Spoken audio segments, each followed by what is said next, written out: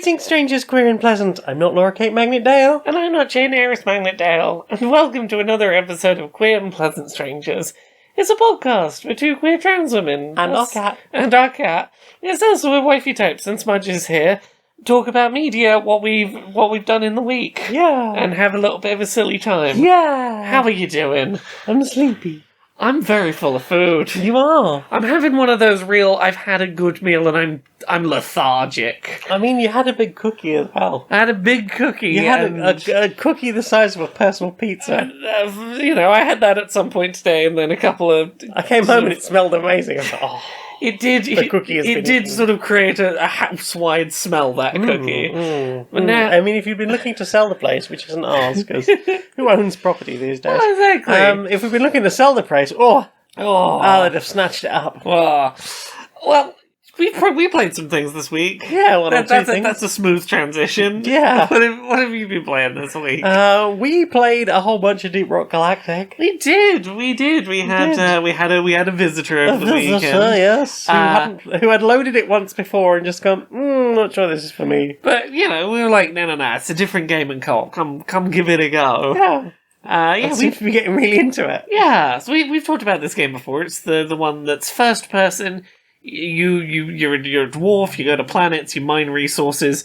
Try and shoot big alien bugs that come at you, and then try and get back safely. Yeah, if dwarves in space were trying to mine a big rock, and on that big rock were a bunch of arachnids and flying things, and do lots of shooting with 4 different classes. You can be a scout who's like really mobile, doesn't have a lot of ammo, but is good for lighting up for people. You've got the engineer who has turrets you can put down to help make that easier, and put down like platforms, like foam platforms for people to stand on.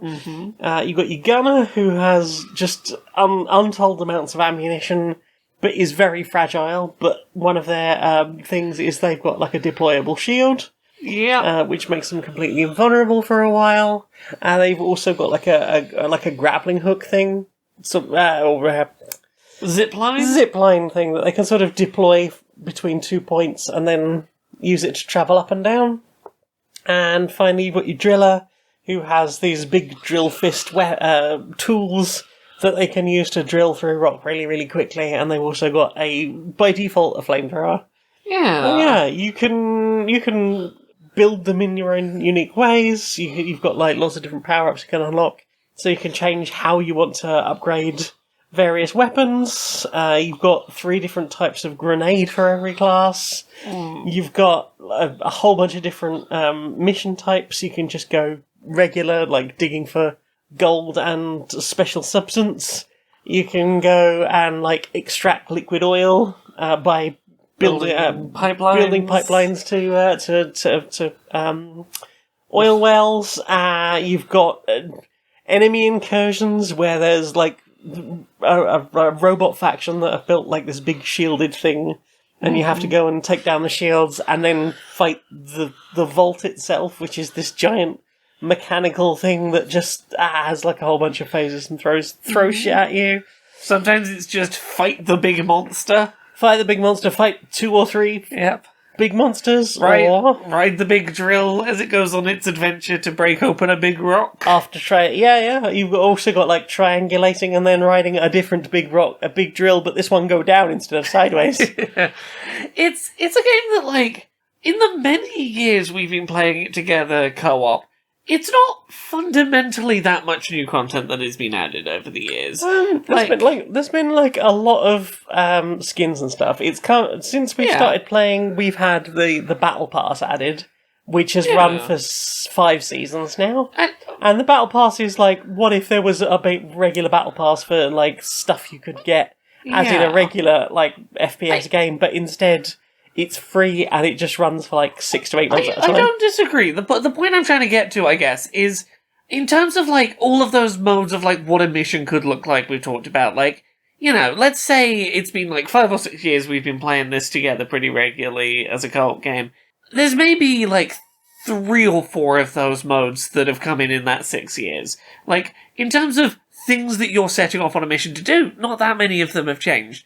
The point I'm getting to is, I am impressed, regardless how good this game does a job of repeating a relatively, for the amount of time we played of it, small number of mission types feel satisfying and unique and fresh and varied to keep playing.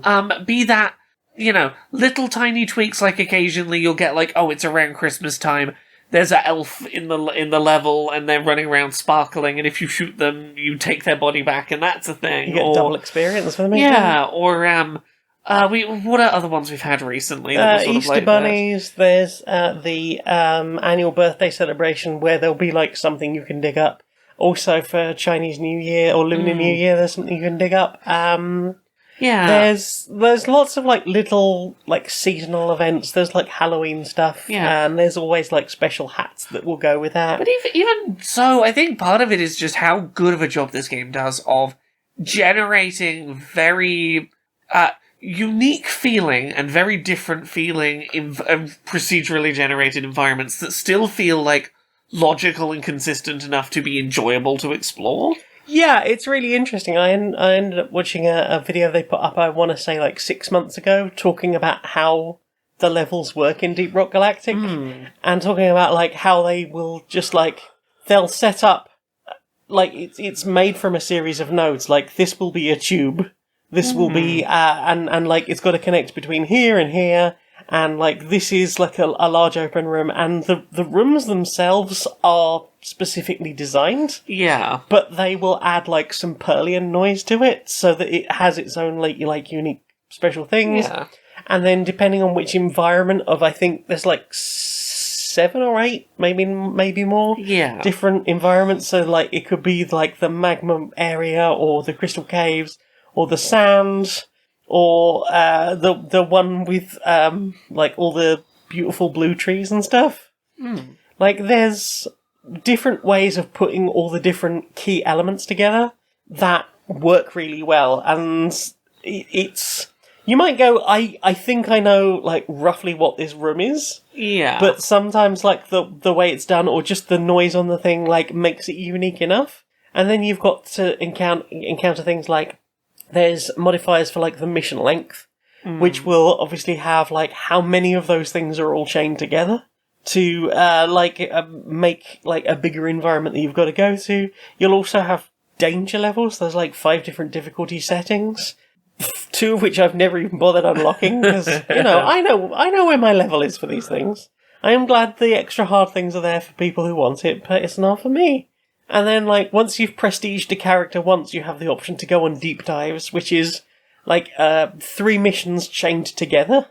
And then, if that's not hard enough for you, because those are really hard, there's the elite deep dives. And I've personally never done one of those. I know we've never done one together. Yeah. But, like, there's so many things you can just customize on your dwarves, like, let alone the weapons. You've got loads of different, like, armor types. Beards is kind of their, like, big selling point. All the dwarves have to have a good beard. You don't have to, you can have no beard, but ooh, naked chin. And, I think it's does a really good job of being able to vary itself in a number of different ways. Yeah. And it's obviously expanded now. We've got Deep Rock Galactic Survivor, which it does a really good job of being like a 3D Survivors type game. Then we've got Rogue Core, which is currently in closed alpha, which is still in the same universe, but way deeper inside the planet Hoxis 4. And like 4 whole new classes and unique things that they're doing there to make it way more roguelike. And I'm a big fan of Deep Rock Galactic. And of course we've played the board game as well. Big fan of Deep Rock Galactic, and I look forward to Rogue Core when it finally comes out. Yeah. What about you? Have you played anything else? That's the one I can talk about this week. I played a couple Everything of. else is Next week I'll be able to talk about some things. I've been playing embargo-y things recently. Embargo? Yeah, it's mostly been Deep Rock Galactic. Yeah. And continuing to be like, this game's still great. It is great. What about you? Have you been playing anything else this week? I've been playing some more Planet Crafter. I ended up introducing Lauren to this on stream a couple of weeks ago, and Lauren has now also become kind of obsessed with it. And yeah, I've talked about this before. This is you're a prisoner dumped on a planet to terraform. When you first arrive, like the skies are orange. There's barely any kind of atmosphere. Gravity is working, which is nice. But yeah, it's inhospitable. You can't go outside for more than like 45 seconds, maybe less, when you first arrive, and it's like nipping out of your little like drop pod and collecting just enough resources to get yourself like better oxygen tank and like a better backpack for carrying things, and ways of like upgrading your backpack so that you can start like building proper shelters and things like that. And over the course of many, many hours, you go from this inhospitable, frozen planet that is constantly trying to kill you in various ways, most of them running out of food or drink or oxygen. But they keep adding more and more stuff to this. A while ago I picked up the DLC, and that was, you can do like the whole thing again, but on an entirely different planet. This one is like more handcrafted in a single piece. Because although the original planet is handcrafted, it was made throughout the whole early access period. So sometimes bits of it can feel a little bit patchwork.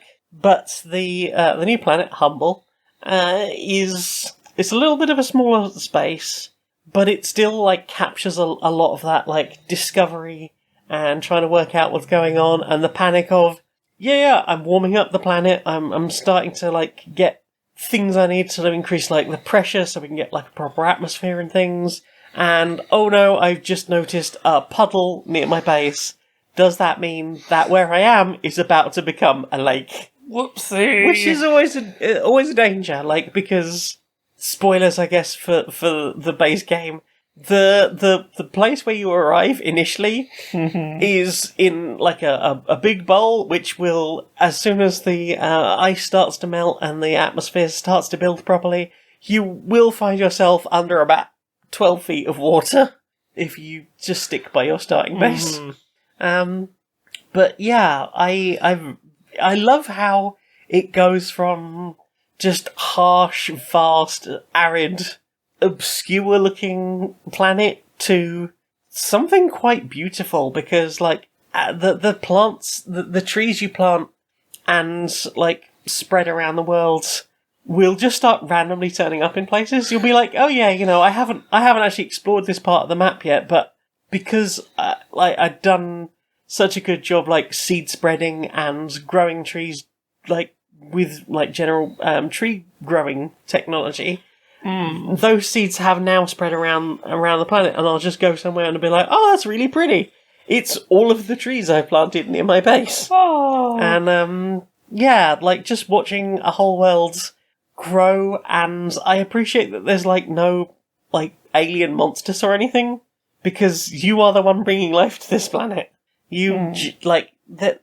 You right towards the end, you have this whole thing of messing about with gene sequences that you've like obtained from various sources. Usually things like you've got amphibians or something, so you put them into the like GNA thing, and you'll be like taking like their patterning or their colours, things like that from like various things that you have managed to find, usually insects and fish, and then putting them into like you're starting to make like your first mammals, and they might be a bit horsey, or they might be sort of axolotly, and yeah, it's a really satisfying game.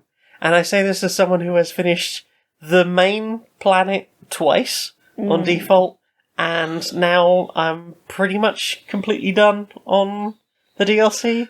And the day before we recorded this, they have just added a whole new free update where you can go to the moons.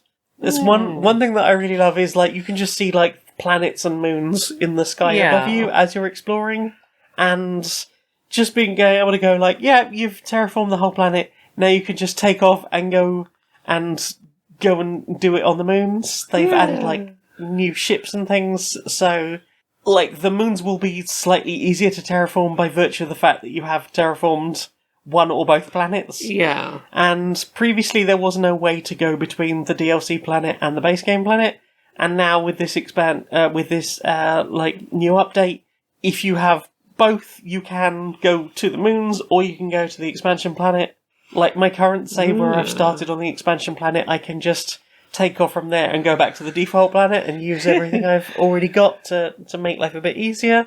And I can also go to the moons, which is, I'm glad for more Planet Crafter. Yay, I'm glad you get more of that game you've been enjoying. Yeah!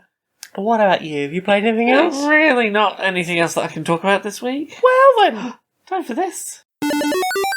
In this hectic, busy world, you need a deodorant that's right for you. Try Spite, the deodorant that teleports your sweat to the billionaire of your choice, leaving you feeling fresh and dry all day while some rich bastard gets drenched. Available in lemon musk, jasmine Bezos, lavender Buffett, and unscented Zuckerberg, with more scents coming soon. Spite. Pass on the Swampass. Hello. Yes. We've got a new sponsor. Who's our new sponsor? Well, do you sometimes order things? I do sometimes order things. Do people sometimes just send you things? Sometimes people just send me things.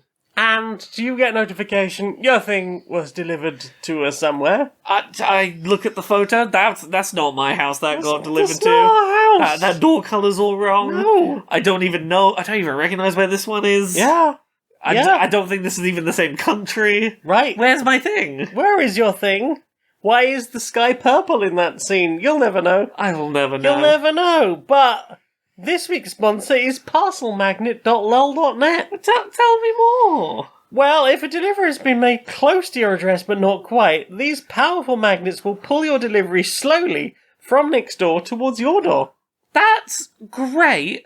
I will have to remember not to order like those traditional magnetized hard drives online. Yeah, I don't recommend that. Also, they're probably going to get if they have to go over a fence or something or down some stairs. Yeah, there's probably going to be a bit of a thumping. So probably don't use it on anything too fragile. Might ruin my new bank cards. I don't think you're meant to put them near big magnets. No, I'm sure that's fine. Yeah. I mean, there's some things that'll probably be alright in here. Yeah, it apparently will even pick up your takeaway if they've delivered that to the wrong address again. Ooh, iron rich. Fortified. Fortified indeed. So that's passwordmagnet.lol.net. Enter the code Q&PS. Bring it to me, baby. And you could get 15% off your first packet of parcel magnets. I love how confident I would be in spelling in the code box. So, what else have you consumed? I put a film in my eyes. Just one? Well, there's a few. There's one that we didn't see together. There's one that That's I true. went to see with Steph last week. Went and saw Final Destination Bloodlines. Yeah, you get far enough through a horror movie franchise, you've got to have a Bloodlines. Them's the rules. Yeah, so this is zero requirement to have seen any other Final Destinations. It is its own continuity. Much like any other Final Destination, you follow a person who's going to do a very normal event, in this case, visit a restaurant at the top of a sort of tower with a rotating sky view at the top, and oh no, I'm getting a premonition, it's all gonna go wrong, everyone's gonna die. And death, you escape, maybe get some people out of there with you before it goes sideways. Death doesn't like being cheated. You defy death. Exactly. Death's gonna spend the rest of the film in a Final Destination style trying to do murderous Rube Goldberg machines to kill you. The gimmick for this one is the original tragedy happened in the 1960s, and a lot of people were saved. So it's taking Death a while to get through all the people that should have died, and he's got to now. Busy. Yeah, he's got a lot of people to Rube Goldberg. Do you have any idea how long it takes to set up these murder It's traps? a few hundred people that were saved, right? But the problem is, by the time Death's getting toward the end of the list of all the people who survived that night he's got to kill, some of them have married and had kids, which means that children have been born who shouldn't have existed. So now Death's trying to go back around the list, being right. So much extra work to do. Right, not only do I have to kill Janet, who was there, but I've also got to kill Janet's 3 kids, because those kids shouldn't And their exist. grandkids. Yeah, and it's... So, like, most of this just plays out like any other, Final Destination film. It's one of the funnier and least lingering on the gratuitousness of the violence of the films in this series that I have seen. It understands very well that a gruesome death is about the moment of punchline. Yes. It is like, we are going to set up like 15 red herrings and have you watch a scene where any of these 15 things could be the thing about to kill them. What's it gonna be? Yeah, it's like the fucking reversible Where's Wally. I can see all the things, I just don't know which one I'm looking for. Is it going to be the glass in this cup of ice? Right. No, someone's dropped the drink. Now it's on the grass. And when it eventually happens, it's not about like... Because like... The film in this series I remember the most vividly was Final Destination 3. Right. And that had, like, I remember a scene where someone gets trapped in a tanning bed and cooked alive. And, like, you know, largely that murder boiled down to something rolled over, something knocked the lid down, now she's cooking alive very slowly. And it was, like... More grilled than boiled. Yeah, a very slow lingering, this person's skin is bubbling. Yes. Whereas this is, like... You know, when it's time for it to happen, it's bam, that's the one that happened. We don't need to linger on it, you know exactly what that was. We're having the conversation, that person is shouting and screaming and backing into the street. They will be hit by a bus, but as soon as we've had that initial splat, we're going to cut to the opposite side of this, where there are now 2 people completely coated in their friend. Right, it reminded me weirdly of recently seeing Death of a Unicorn, in terms of, like, its use of, that was an incredibly gruesome death on the other side of a tent wall, so all we saw was a silhouette. Yeah. It's like, you don't need to linger in the gratuity for me to have a great time, like, going, oh, that's quite a thing you just did. But the other thing I love about this film is that there is one character, I won't go too much into spoilers, there is a character who is aware of the conceit of the Final Destination series. She's this old woman who's gone... Nah, I recognise the pattern that death's coming to kill everyone who survived that night. I've been thwarting you for a while, Bush. Yeah, no one has died from this Final Destination curse for years, because she's just living alone in a cabin, and every time, like, a Rube Goldberg machine of death starts to go off, she'll stop it, and she'll be like, I saw you, Death. I saw you trying to get me.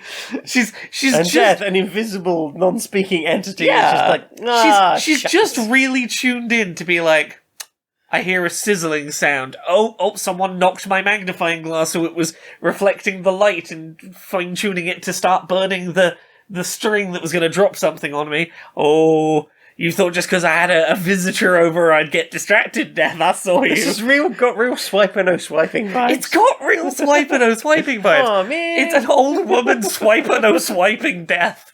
And it's such a stupidly beautiful conceit for a film like this, is that it's like, no, if you just pay attention and start going like, why is there a penny stuck in the fan?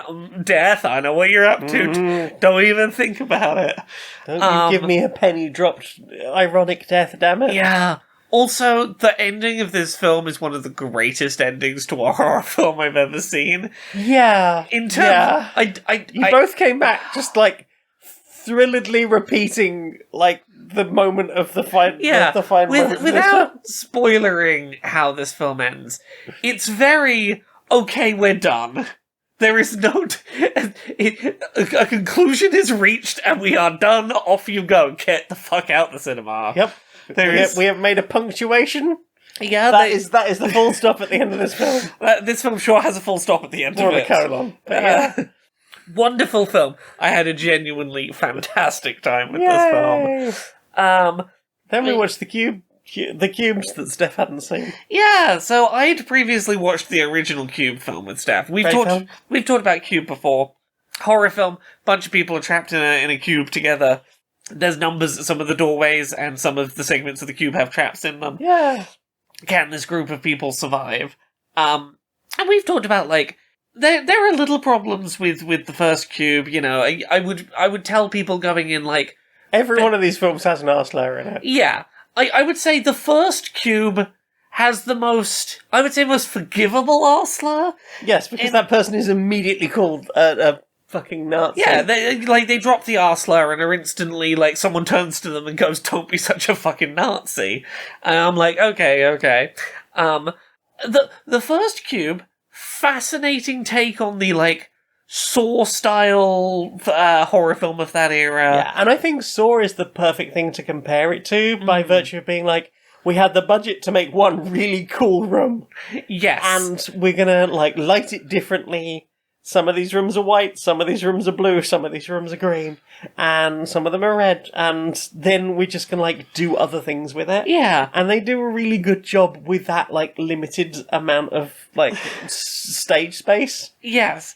Cube 2 and Cube 0 are fascinating films for very different reasons. Yeah. Cube 2 is... Hypercube. What if you expand the scope of like a single set film like Cube? We've done 3 dimensions. What if 4? What if there were 4 dimensions and the numbers were infinitely bigger and we had CGI for the traps? Yeah. And like the CGI is terrible. It's not. It's not even good. Terrible. It's just not until rewatching it the other day that I realised how little death there actually is in Cube 2. Because the CGI is so expensive to do, they can't afford to do many deaths in it. So it has more elaborate but worse deaths and fewer of them. And it's like, it's interesting as like what a studio executive thinks would make a better sequel but really doesn't. And then Cube 0 is interesting because it's the complete fucking opposite. Yeah, it does a really interesting thing. Like, it tries to, like, dial back to, like, what made Cube 1 good, but then do a what if. Yeah. What if there was more to it? What if we finally looked outside the cube? What if the outside of the cube was just layers and layers of bureaucracy? What if you were watching a Saw film from the perspective of the 2 minimum wage workers whose job it was to watch the CCTV footage of a Saw trap and file paperwork? Yeah, and file paperwork about it and check do exit like, interviews. Oh yeah, okay, well I've got their consent form and I've got this here and oh, they were in for this, were they? Okay. We've recorded their dreams. We've recorded their dreams, we know what they're scared of. Right, back to our bureaucracy. And it's like half a Cube film, half this weird, like, it starts very slow. Yeah, it's these 2 guys just sort of like, one's kind of trying to solve like a chess gambit. The other one is sitting there doing like comic book style art. I think it needs to start as slow and in the mundanity of it as it does, because when it introduces the prime antagonist, that film puts its foot down and sprints forward. I love him so much. He's such a so fantastically cartoonishly evil. He's a wonderful, wonderful villain. Yeah, like total paralysis. Total paralysis. They weren't kidding. He is. He eats that whole stage. Nom nom nom nom nom. Tasty scenery. With my God-given eye. I love him so much, and like I love that it does explain things, or like it seems to be explaining things about the world of the cube. But then there's all this other stuff on top of it that's just like, we ain't telling you shit about that. It throws so many like things it never intends to justify at you. Like, the one that always... Why is the phone padlocked shut? Why is there, like, a cage around the phone that's then padlocked shut? My favourite is when the people from upstairs come down, and they put on their weird cyber gloves that look like you'd get them at Cyberdog, and they'd have LEDs on the fingers, and they move their hands, and the keyboards just flip into the table and are replaced with invisible cyber keyboards. Yeah, it looks like just a PCB. Yeah, why the cyber keyboards to type in the air it's when much quicker if you've got the typey. I suppose so. Yeah. Oh, that film is great. It's absolutely fantastic, and I love how just it feels like it really returns to the vibe of the first one, and like tries to tie itself into the first one. Yeah. And again, like it felt like they didn't have a lot of budget for like deaths, but the story is beautiful. It's fascinating, particularly when you look at it through the lens of, like, what the Saw franchise was doing at a very similar time. A series that was, like, an escalating 10 films worth of, what if we just upped the violence of the traps and really lingered on them, and we kept finding ways to bring the one villain back, even though we killed him off, we still want him in the film. While constantly breaking the rules set out by the first film. Afraid to ever move on from the thing they were. Yeah. Whereas this was like, what if we got artsy with it and made it a complete different genre of film and did things that weren't the cube of it all? Yeah. Could be part of this. And I love it for attempting that. Yeah, I love it. Like, there's just the layers and layers and layers of it, and the weirdness and the amazing acting. Yeah. And, who knows? Maybe we'll see a cube -1 at some point, and I'll be even more thrilled by that. Mm-hmm. We also watched Megan, or Mithrigan. Mithrigan, yes. The film about the little girl robot. Yeah, what if you had an AI friend? Yeah, what if a toy company made AI that could learn, and its job was to protect a child from befriend emotional and physical harm, and then maybe it went a little bit bloodlusty. What if they were more concerned about getting it to market than they were about actually programming it properly? Yeah, what if there was a lack of AI safety safeguards in place? Not a single sign of Asimov's laws of robotics. Yep. This was a fun film. It really was. And I should point out, like, the reason we watched this was mainly that we started seeing trailers for Megan 2 and going, that's actually fun, and I haven't seen the first one. I know very little about this series, but I'm enjoying the robot shouting, "Hang on to your vaginas." I could go for seeing this. Yeah. It was fun, silly. Surprisingly heartfelt by the end. Yeah. You know, as an exploration of, like, the reasons why it's important to feel grief and to, like, avoiding grief at all costs isn't ultimately healthy. Yes. And that, like, maybe just because somebody is a family member isn't necessarily the best person to put them with for childcare reasons. It might because they clearly do not have the time or effort or patience or best interest in heart of the child that they are adopting. It might not be to the best interests of caregivers to plonk children in front of electronic devices that you're hoping they will develop an emotional connection to enough that they'll stop being a nuisance to you. Yes. And the perils of that. Mm-hmm. But also with some pretty cool death scenes. Yes. Yes. And, the dialogue was so well delivered and paced. It was... Yeah, I enjoyed the slightly GLaDOS-y, pitch slide on some words. But not over the top. Yeah, it's not constantly there. It's used for emphasis very well. Yeah. They do a very good job of using robotic, stilted language and then just throwing a single line that's very differently delivered to really catch you off guard very well. Yes.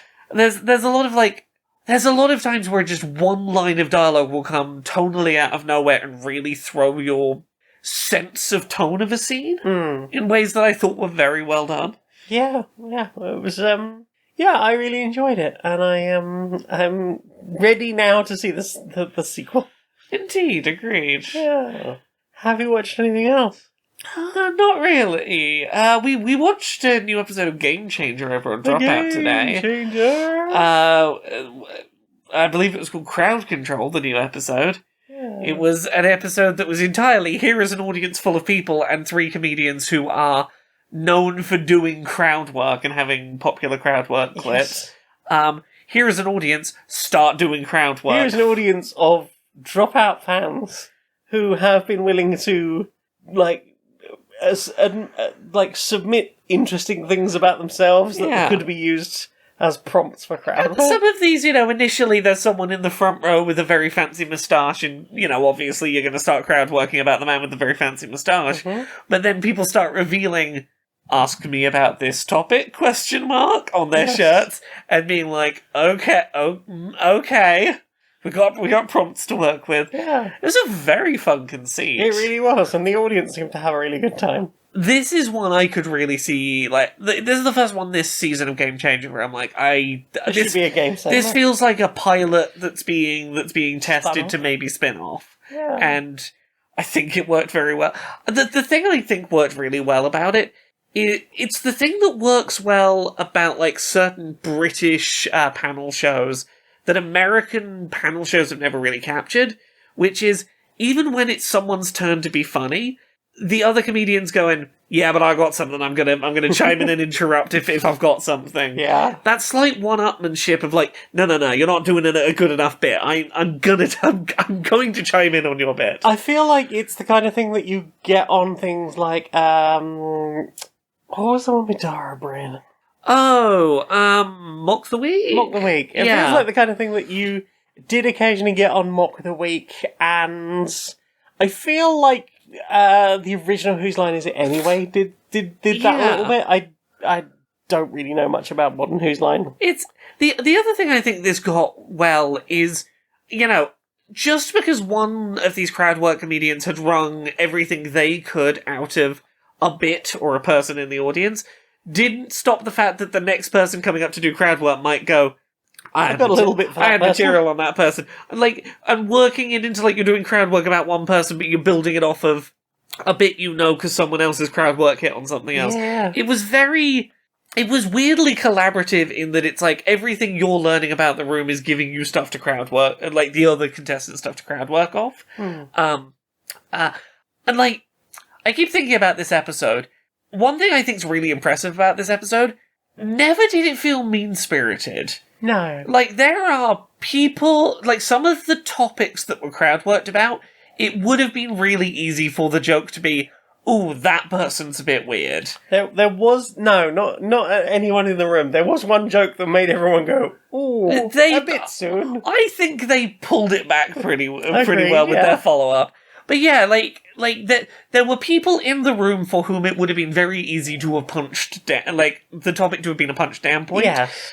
And I'm impressed at how well that panel of comedians avoided punching down. Yeah. And were like, I'm gonna get a few bits of information from you so we can joke with you and have the room on side. Yeah.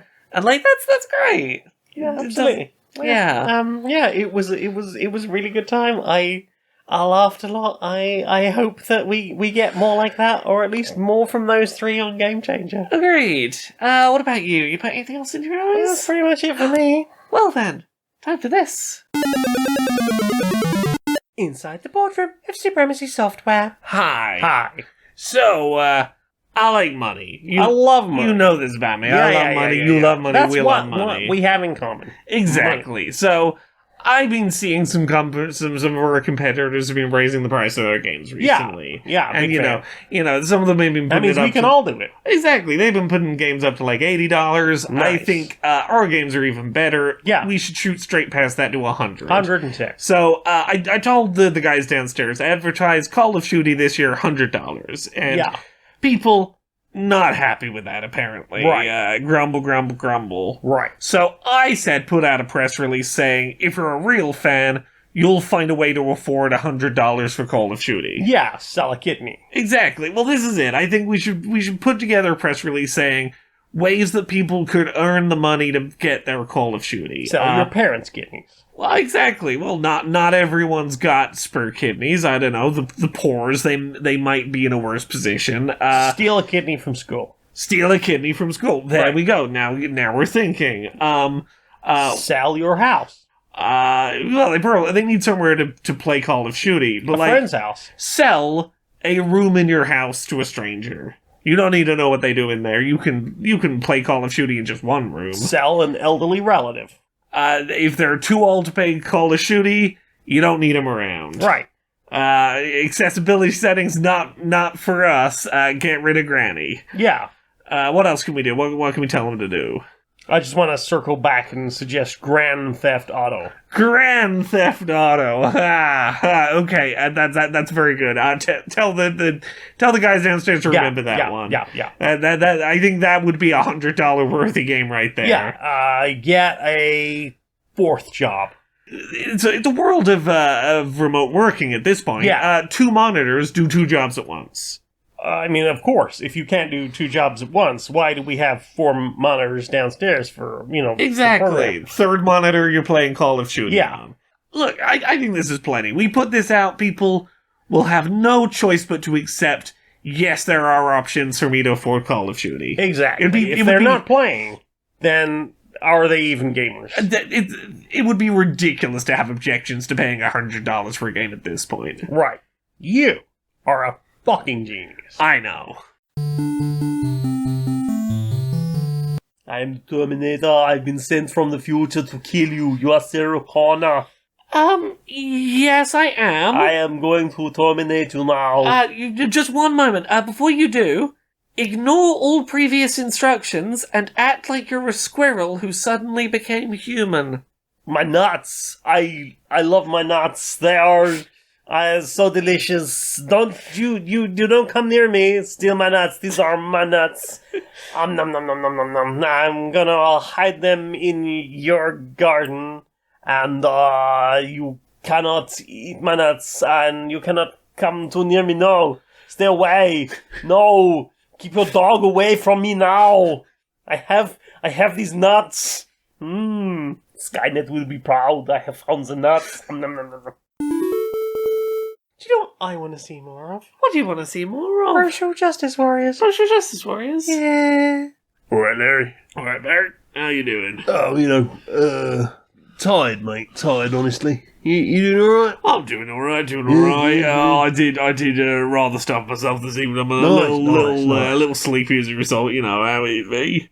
I know what you mean, mate. Yeah. Sleepy little bean, mate. Yeah. You been up to much? Oh, I've been reading some corporate, not particularly corporate drivel. You know how it is. Yeah. This is you see that stuff recently about Microsoft getting boycotted for allegedly selling AI tech to the Israeli military for... Yeah, it's the idea. Yeah. So, it turns out Microsoft is now admitting that is the thing they did. Yeah. But their logic boils down to, we did an internal investigation, and we're not going to share the results. Is this like the police investigating themselves? A little bit, but we promise you that our internal investigation found that they didn't use the tech we sold the military. They didn't use it to hurt anyone. Right. We sold tech to a military that's currently doing a genocide,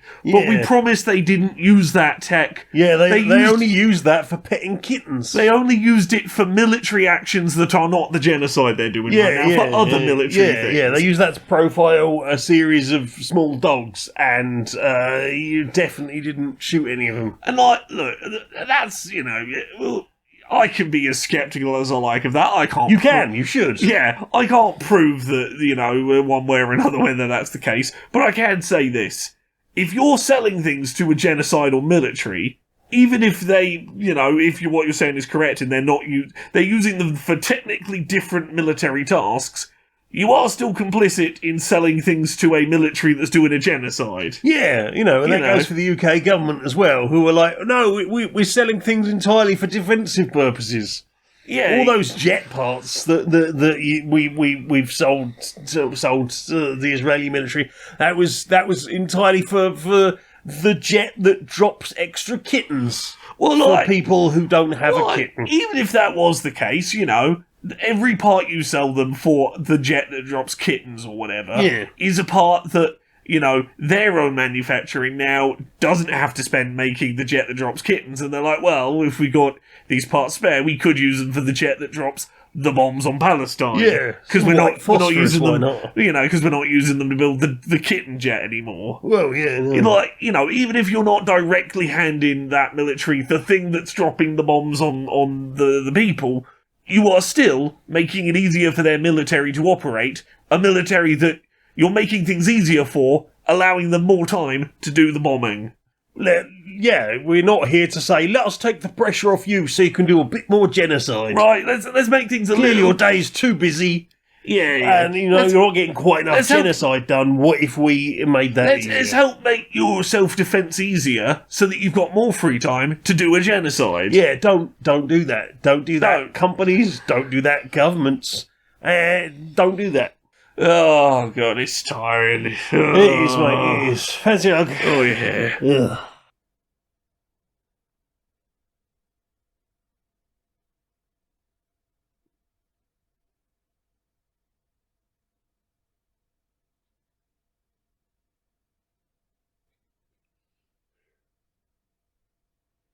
Good hug, mate. Good hug. Good hug. Right, I think I'll go and have a little nap. Sounds good, sounds good. So, Laura, Yes? you do things on the internet. Me? Yeah. Yeah. You got one of them accessibility summer showcases coming soon. Oh, that's soon. coming pretty soon. That's on Friday, June 6th at 4 p.m. UK, 11 a.m. Eastern, 8 a.m. Pacific. I remember the times. I was trying to start with the Eastern time for some reason. 4 p.m. UK, 11 a.m. Eastern, 8 a.m. Pacific, Friday the 6th of June. Tune in for like 45 plus minutes of accessible game trailers and stuff for upcoming games. I took the footage I currently have today. I was like, I don't have all of it, but I'm going to start like shuffling it around, see what I've got, see what stuff flows well together. Got about 25 minutes of it so far. So like it's coming together, it's getting there. I've had enough to start seeing some of the transitions and stuff come together, so tune in for that. It's a couple of weeks away. Yeah. What about you, Jane? Where are you at on the internet? Me, well, I can be found at linktree.ee/Janiac, Janeaiac. You can find all my things. You can help support me at patreon.com/stonedmonkeyradio. As little as $1 a month, super helps out. And you can also find me on Humans Horror News, a podcast for me and for yours, where we talk about good news things that have happened and things that have made us laugh or smile, or in times of scary, we will find the usually about the cute animals and being reunited and having a good time and things like that. But yeah, we do that. Go check that out, Laura. Yeah. That's everything for me. Will you sing us out, please, darling? Until next time, be a stranger.